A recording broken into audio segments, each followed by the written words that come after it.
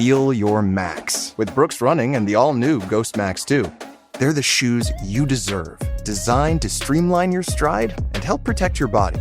Treat yourself to feel-good landings on an ultra-high stack of super comfy nitrogen-infused cushion that takes the edge off every step, every day. The Brooks Ghost Max 2. You know, technically, they're a form of self-care. Brooks, let's run there. Head to brooksrunning.com to learn more. Hello, and welcome to Black Marriage Therapy, BMT for short. Here we become students of marriage in order to create healthy, long-lasting relationships. I'm your host, Kristen Smith, and in today's episode, we will be discussing mental health in marriage.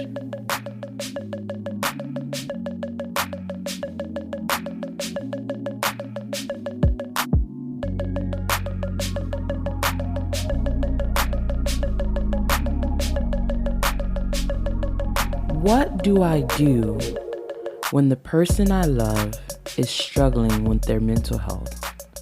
What happens when the person I have decided to spend the rest of my life with is struggling with anxiety, depression, bipolar disorder, postpartum depression, eating disorder, or PTSD? Can I still love them if they may not be able to fully love me? Am I wrong for wanting to leave? What about my happiness? If you are in a relationship with someone who is struggling with their mental health, you may have asked yourself some of these questions, or you are in agony trying to decide how to move forward in your relationship. Well, you are not alone. About 1 in 5 people suffer from mental illness, and for many individuals, that one is their spouse. Living with somebody with mental illness can be distressing, especially in a romantic relationship. It can also be draining and confusing. Marriage is already a bond that takes effort to build every single day, and mental illness can be seen as an obstacle at times, but it doesn't have to be.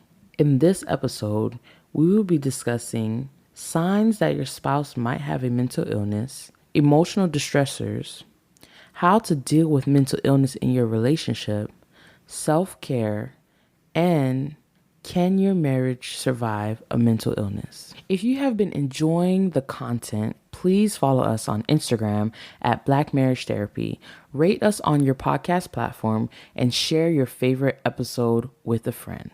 So I decided to do this episode because I feel like this is kind of the dark corners of marriage that people don't often discuss. What it's like being in a relationship with somebody who may be struggling with mental health. And unfortunately, in our society, even now, mental health is still stigmatized in a lot of ways. And there's so much isolation and seclusion around it that people often feel alone. And that in itself is difficult.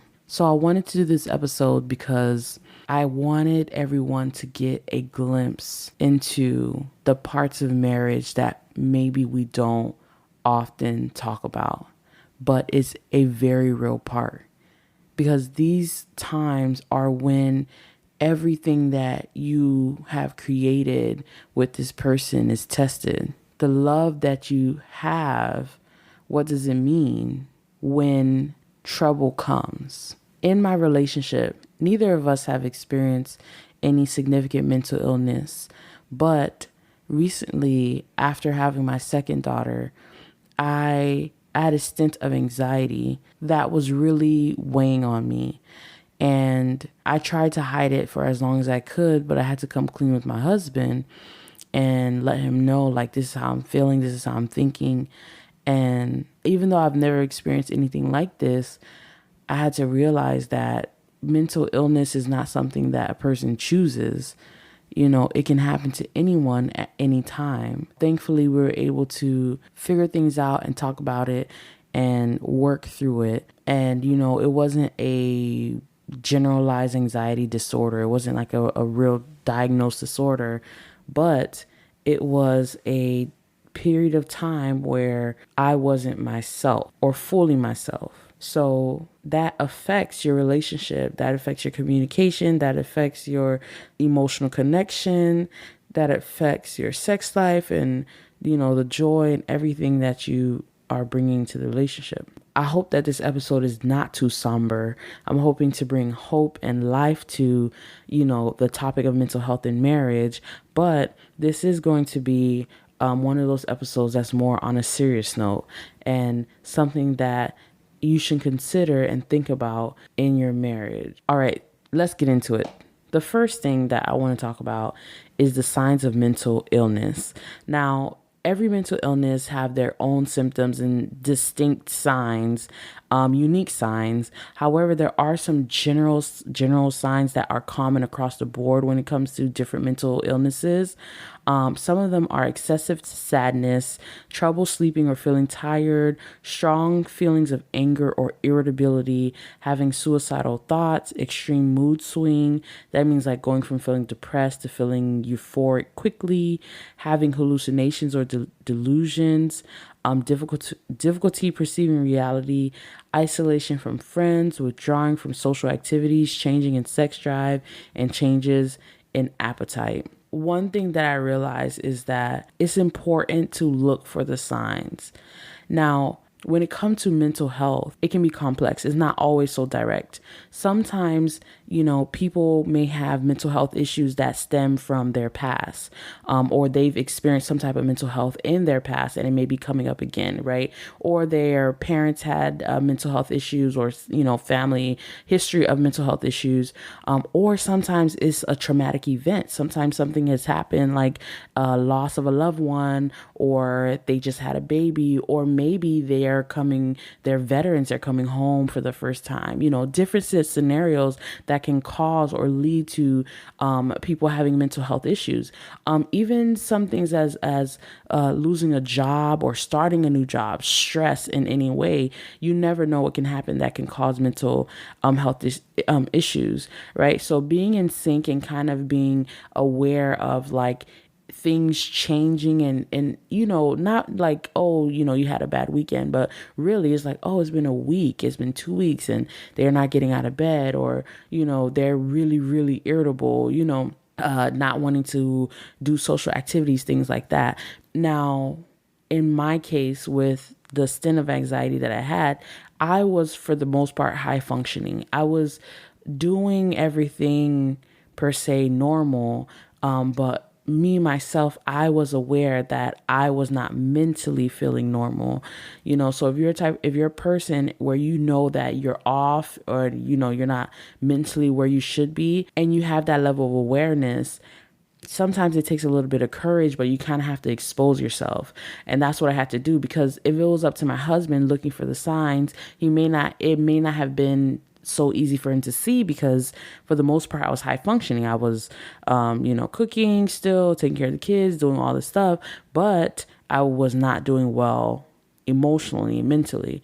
And I just had to, hey, here's what's going on, and have that conversation and talk to him about it and say, hey, like, we really need to talk about this. So those are some signs that your spouse may be dealing with a mental illness. The reason I think that it's difficult to deal with mental illness in relationships is because it's something that we often don't plan for. Unless you came into the relationship knowing that this person had some form of a mental illness, a majority of the time, it's something that we almost don't sign up for. And as selfish as this may sound, you really question, like, this is not really what I signed up for. Like, you're becoming a caretaker, you're adding more fear and worry to your life because you're so thinking about the other person. Like, are they well? Are they okay? Are they going to get out of bed today? Are they going to be very irritable today? Are they going to contemplate suicide today or write their suicide note? And so now you're anxious and you're fearful and worried, and that is adding stress to your life. And now you have to consider, like, is this what I want for my life? This is not what I thought marriage would be, and sometimes that's very difficult to reconcile with. And I don't think there is a right answer, right? I don't know if it's bad or good that you feel what you feel. I think it's okay that you are feeling your feelings and exploring them. now that we review the sign, I kind of want to take a moment and speak about the people who may not have like actual diagnosed mental illnesses. I'm just going to call them like mental and emotional stressors or distressors. This may be like for instance, for me, I don't believe that I had a anxiety disorder where it was for the most part, affecting my life for a long period of time. But I had a stint or a short period of time where, I was dealing with anxiety. So for people who are experiencing a mental distress or emotional distress in that sense, although it may be different from managing a mental illness or possibly a medication or therapy and stuff like that, it's still important that you address it, right? So if, for example, postpartum depression, that's a real thing. Like you may have a baby and your body, just from the hormones itself, it's like kind of turns on you, and you're feeling extra sad and all these type of things, and a conversation still needs to be had. Maybe you need medication, maybe you need extra therapy, maybe you just need to find support amongst family and friends and other people in the community, things like that. But even if you are not fully diagnosed, or you feel like maybe your issues is not severe, it's still something that needs to be addressed. Unfortunately, because of the stigma of mental health, mental illness, and like being deemed as crazy or being deemed as a burden, people often don't seek help, and then things get worse. So if you're dealing right now with anxiety in your job, if you're married, those conversations should be happening, and just that support and that conversation itself can help you relieve some of that anxiety before it can get worse. But if you are so afraid to have a conversation about how you're feeling and how your mental health is doing and how maybe you're feeling extra sad, things like that, then that can lead it to be even worse, right? Because now you're stuck in your own mind, repeating negative thoughts and never addressing them. So it's important that even if you feel like, oh, well, I'm not diagnosed, or I'm not taking medication, or I'm not doing all that stuff, if you are feeling like your mental health needs to be addressed, then that is a conversation you absolutely should have with your spouse and figure out next steps. So the next thing is how to deal with mental illness in your relationship. This is crucial, how you actually deal with it. It's important in most crises or in most situations in marriage, right, that you come together and focus on the problem and finding solutions to the problem rather than going apart from each other or coming against each other. In marriage, oftentimes when there's some type of crisis, when there's some type of issue, it's unfortunate, but sometimes we work against each other, or we attack each other as if we are the problem, or we run away from each other because of fear or worry of addressing the problem. In the case of mental health, it's the same thing. You want to come together and join together as a force. Even if you aren't the person with the mental illness, your life is significantly affected by the person with the mental illness. So although it's like she has a mental illness or he has a mental illness, is our mental illness. That may sound like a cliche, but that's how you kind of want to look at it from that perspective. So that way you guys are coming together and to focus on the problem of mental illness in order to have a healthy relationship, even despite having the mental illness. So the first step to how you address mental illness in a relationship is communication. Communication is key. We've heard communication is key from jump in every aspect of a relationship. And in this aspect, it hasn't changed at all either. Communication is key, right? If it's the case of, let's just say, for example, we're talking about depression and medication, and maybe the person with the mental illness feels like, well, I don't want to be on this medication. It makes me feel like crap. And the other person without mental illness is like, well, you need to be on medication, because if you're not, then you kind of turn into a different person or whatever like that. Who's right? Who's wrong? Right? Because it's that person's body. They're the one who's taking the medication and it's affecting them. But then at the same time, it's the other person's life. When you're not on medication, this is how things happen and things change. So it's affecting this person. So coming together and communicating and really discussing with health professionals and therapists and all these, and, whoever else needs to be in part of this conversation is imperative. And keeping that line of communication open is also imperative, because you don't want to blindside one another. Now, although you are communicating about what is the best resolution for the both of you guys, it's important that the spouse not struggling with the mental illness does not become the therapist or, an enabler or crutch or anything like that. You are not to take the role of the doctor, right? Because, sometimes you just want to help so much and you just want to do everything. But that in itself can weigh you down because it's not your role. You're supposed to be supporting and trying to find solutions and things like that. And it's hard. It's easier said than done because you love the person and you want the best for them and you want to help them. But if you're taking on a role that is too much for you, it's not really what you are supposed to be doing, then that can be overwhelming and you can find yourself, overwhelmed and stressed and anxious and fearful and all those different type of things. So it's important that although you are, in communication with your spouse, that you're not becoming the crutch, you're not becoming the therapist, you're not becoming, a medical professional or anything like that. You are working in tandem with those people who are important in order to find the best solution for your relationship. That leads me to the next point, finding support. Again, it's essential. It's crucial. All these things are going to be crucial. Okay. So if I say it's crucial 4 more times, then just know that it's all important. Finding support. When it comes to mental illnesses, especially something that's diagnosed, it's important that you find the right doctors, the right therapists, the right help. Whether it's group therapy or, inpatient facility, depending on, how bad it is, or, a therapist or psychiatrist or whatever form of support, it's important that you find support. Also, getting your family on board, right? And getting support in that way. As many loving people as you can to get around you and bolster you and help to support you and to cushion you through this is super important.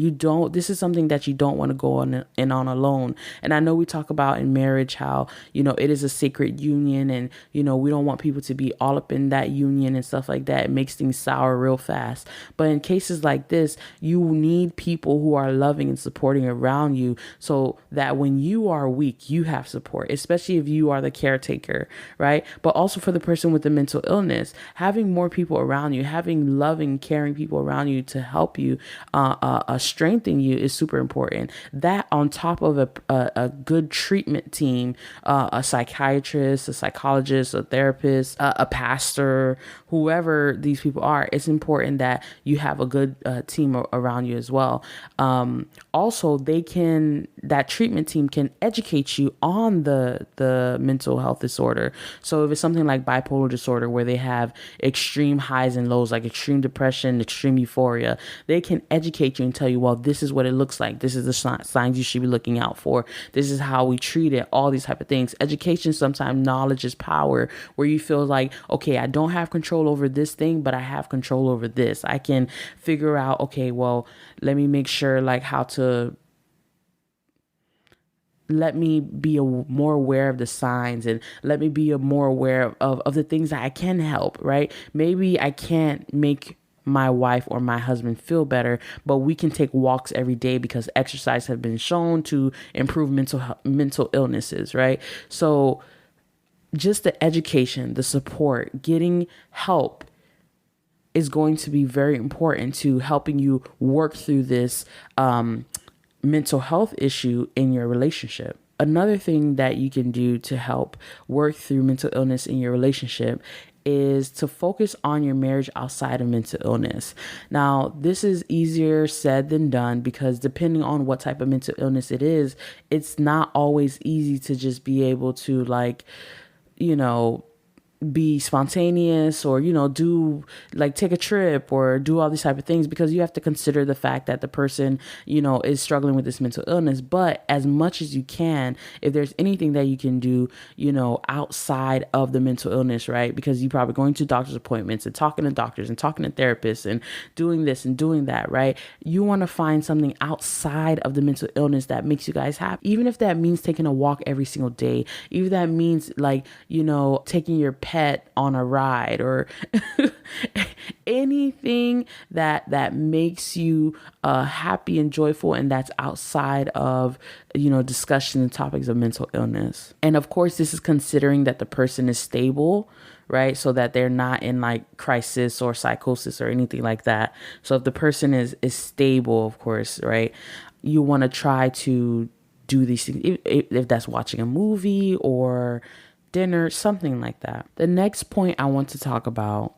is self-care. This, again, is imperative. When you are the primary caretaker of somebody who is struggling with the mental illness, they're struggling with a mental health disorder, or maybe they're not diagnosed, but they're having a stint of depression or anxiety, or just struggling through grief or loss, whatever the issue is, it's important while you are taking care of that person that you take care of yourself. It's not easy because your whole mind and your whole heart is on, how do I make this person better? How do I get my wife back or my husband back? How do I make their life and our lives blissful and joyful again and hopeful again?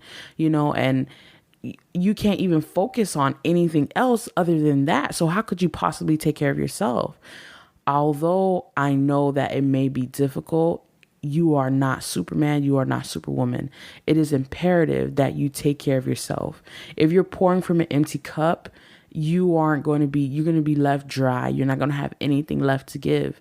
And then you really won't be of help. So even if that means, you taking a break sometime, or like doing something that is for you, something that you enjoy, a hobby, if you like to read or go to the library, whatever that thing is, you have to practice self-care. If you are the primary caretaker of somebody who is struggling with a mental illness, do something for yourself. When you do that, you're able to replenish yourself, give yourself a little bit more energy to be able to continue down this road of mental illness. Sometimes this journey, it can be a sprint. It can be like a stint, like, a short period of time. Sometimes some people's marriages is their whole entire marriage, their entire lifetime of dealing with mental illness in a relationship.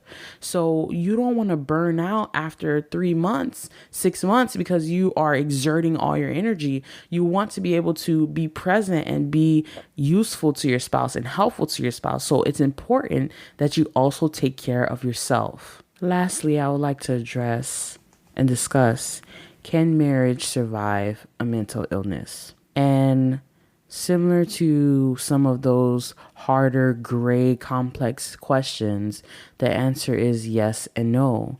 And it depends. Mental illness is something difficult to deal with.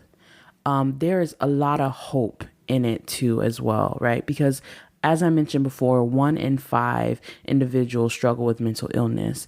And yet there are still people who are living fulfilling lives, and they find the medication or the therapist or the psychiatrist that they need in order to be able to live full, fulfilling lives, even though with their mental illness. There's people who are schizophrenics who have PhDs and who are professors, and have children and have spouses and things like that. So it's not a death sentence, but it will be, I will be remiss to not address the fact that it is something difficult, and that it needs to be taken on head on. And it almost like you have to make a recommitment in your marriage to say, like, is this something that I can do? Here is what it's going to take. It's going to be taxing. It can be stressful at times. It may be up, it may be down, but is that something that I can handle? Is that something that I can deal with? And of course, depending on what type of mental illness, sometimes, you find the right medication combo and the person is stable for a majority of the time, but sometimes you don't. And sometimes it's good, sometimes it's not. And there's so much inconsistency that you don't know what to do. And ultimately, hopefully you're having open conversations and dialogues with your spouse, as best as you can, but it depends on the people in the marriage. And I have no right and no stake in your marriage, and therefore I can't make that call and I can't tell you what's the best decision for you to make. I just want to address and acknowledge that this decision is difficult and that it's not easy and it's not a simple answer.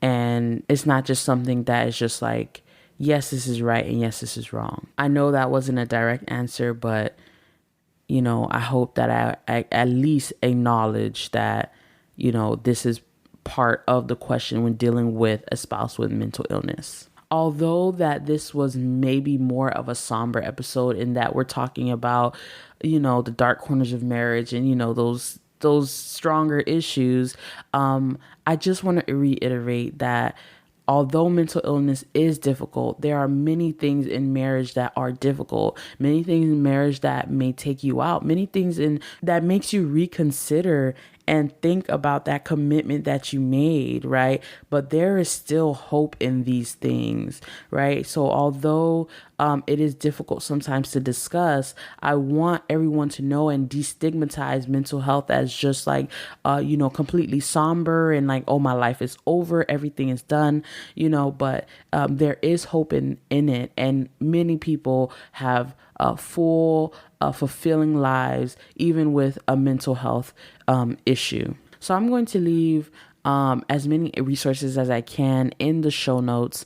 There is an amazing YouTube channel, LaGuardia Cross, and I'm going to link his YouTube there, but he is very candid and very open about sharing his experience with his wife having severe depression. They have 2 children and, it wasn't an easy battle. Now they feel like they're in a great space, but for a long time, for a while, through hospitalizations and different medications and switching jobs and switching careers and having children, like all those things, mental health issue is very present in all those things that they're going through. And I really enjoyed watching his videos and his candor in discussing his wife's, him and his wife actually discussed her severe depression and how it affected their relationship. So I'm going to link that YouTube channel there and link a few videos on there. There's also tons of resources on how to talk about mental illness, because unfortunately, like I mentioned before, sometimes because of the stigma, because we're so afraid to be labeled as crazy, to be labeled as a burden, right? We don't want to be all that to people, and we don't want to scare people away. Sometimes we just struggle in silence, and it's better to not worry anybody. And, I'll just deal with my anxiety. I'll just make myself happy if I'm depressed and, I'm super emotional. Maybe I have bipolar disorder. Maybe I have PTSD. Maybe I have an eating disorder, but I'll just suffer in silence because I'm scared, right? So there's a resources to help you to just have the conversation, just to start the conversation and communicate, right? It's letstalk.bell.ca, but that's just one, but there will be more resources in the show notes for anyone who may be dealing with mental illness, or maybe your spouse, is you are seeing some signs and you want to have the conversation, and, maybe your spouse doesn't realize it, but you realize it and you want to have the conversation. There are ways to start that conversation. So I'm definitely going to be linking all that information in the show notes. And I hope that it's helpful to you in knowing that you are not alone. So to end this episode, I would like to end with a quote from Mark Lukács. He was a man who presented on his experience with his wife's bipolar disorder. And I just thought that he summed this up so nicely. And I just wanted to end with that. He says, When I was 18, I had no idea how demanding and scary love is and how much it asks of us. My wife's mental illness has added tremendous layers of sadness and uncertainty and fear into our lives. But it's also shown me that there truly is no greater reward than to love someone and to be loved in return. Thank you all for listening to this episode of Black Marriage Therapy. If you haven't yet, follow us on Instagram and Facebook at Black Marriage Therapy. Thanks again for listening and see you again soon.